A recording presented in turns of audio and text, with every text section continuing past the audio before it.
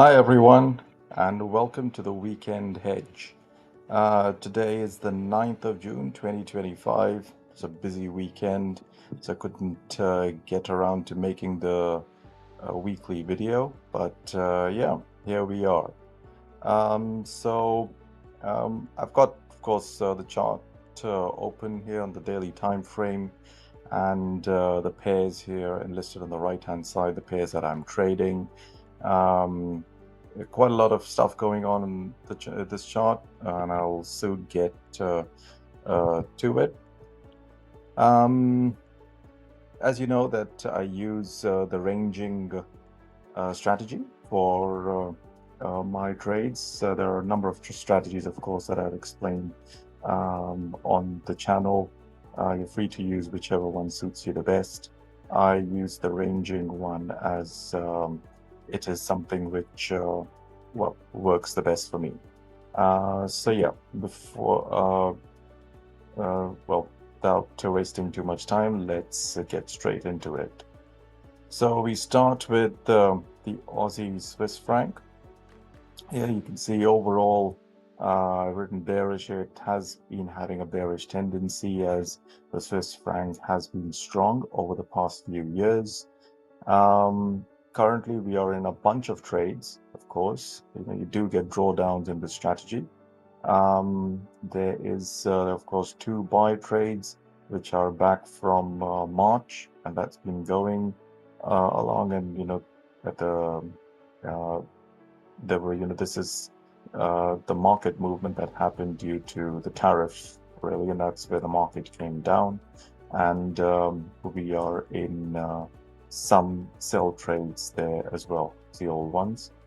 The previous trade that we'd taken on the 20th of May, sell trade, the market really went sideways after that, and it's now kind of popped up. So there is a new buy trade that we might get for tomorrow morning.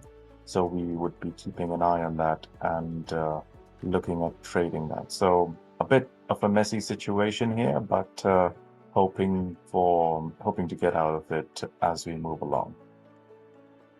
Yeah, and just to mention the red marks the red flags that I made there, it's basically to say that I may have to take some action on these pairs. And the reason for putting a red mark here on the Aussie Swiss franc is that this is a new buy trade that's forming. Of course, I'm going to wait for the candle to close before jumping into a new trade. The Aussie US dollar. So here as well, we are in a bunch of trades. They're old trade. It's an old trade. It's a sell trade. It's been open for some time. And then there was a lot of sideways movement. So right from, if I just move this out of the way, so right from the 12th of May, that's where we got the first sell. Didn't go in our favor. Got another buy there on the 23rd of May. Another sell, 28th of May, and then another buy on the 2nd of June. So there's a lot of sideways movement that's been happening, and that's why we've got a bunch of trades open. Moving on to the Swiss franc and the Japanese yen. So here we had a few trades open. I need to update my notes here.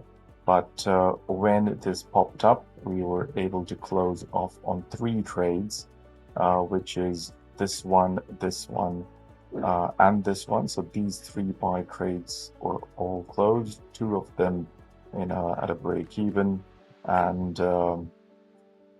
one of them in profit.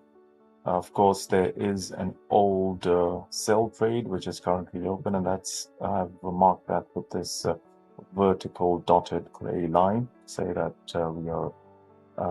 that trade is currently open. So let me just update my notes here. Should have done that for the video, but so 8th of June is yesterday. One trade open. So that is where we are. So that updates that. Great. So let's keep going. The Euro Aussie dollar. Um, yeah, so this is currently operating in a range, and there's a lot of sideways movement you can see. So we did make profit in the last, well, three trades or so, and now we are kind of stuck between these four trades, which are old trades, and we're really looking at the Euro Aussie to pick up a direction and move in one direction. It could be either sell or buy. There is a new sell trade that's forming. That's why there's a red flag there. And yeah, if it moves in that direction, we would be looking at taking that trade. The Euro US dollar, so a widely traded pair, the most commonly traded pair. Currently in two open trades, a sell and a buy. It's in between the two of them. Yes, the euro has been strong over the past few weeks. But yeah, let's see how that one pans out. The pound Aussie dollar, similar to the euro US dollar, stuck between two ranges, and that's why we've got a couple of trades that are open, and because of the sideways movement, it's basically going nowhere. There's a new sell trade that might come up tomorrow morning once the candle closes, so we'll keep an eye on that one, and that's the reason for the red flag.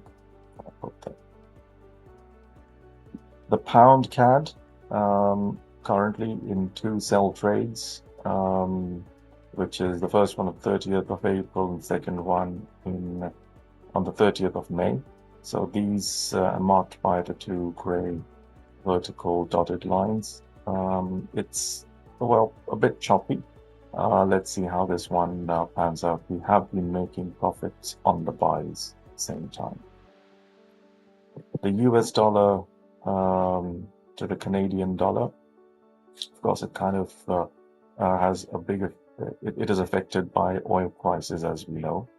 But looking at how it's been forming, it has been on a downward trend since March, and that is a reason for us being stuck in this sell trade here, this buy trade here, I'm sorry.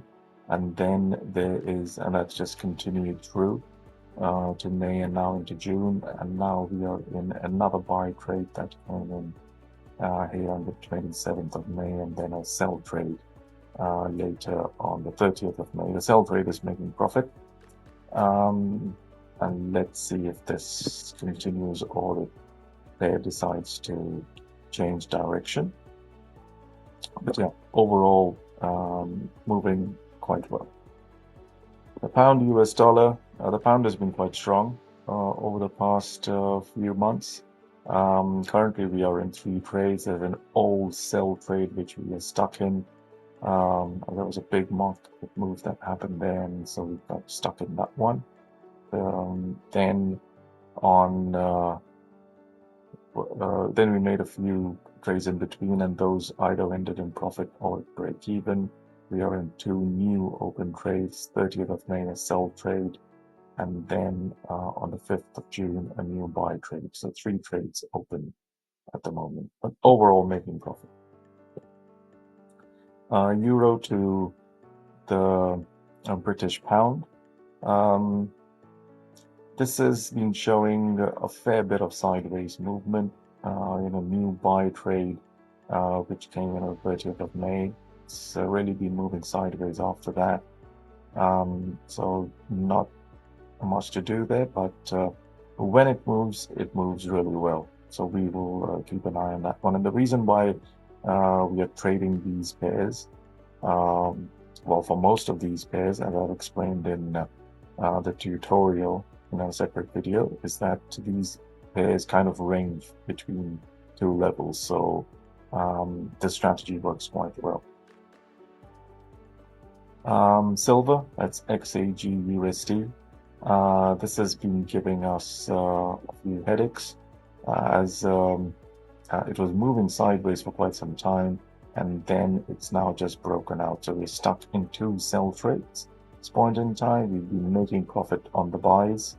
I will probably be looking at uh, cutting down on these losses and probably coming out of silver as it is behaving um, on the lines of gold, of moving in one direction, and it's not very much bound. The Aussie and New Zealand dollar. Um, these the two currencies are quite correlated, but because it is range bound, so that's the reason for trading this pair. Currently, no trades on. The previous trades have been closed at a profit or at break even, so they're all so we're all good there. The two pairs that I use for a dollar cost averaging perspective, but trading them in one direction only, that's upwards, as they are indices and metals. So the US 2000, that's the Russell, closed the previous trade in profit. Out of that trade, no new open trade. And then the gold to the yen, again moving in the upward direction, and we closed the previous trade in profit. So all good there. Right, so that kind of brings us to the completion of the discussion of all these pairs. Of course, do take a look at the video that I posted yesterday regarding the ranging strategy and how it kind of works, which are the best pairs to trade, and how can we go about making profit within that. Great. Well, thanks for watching, and I will see you all next week. Happy trading, everyone.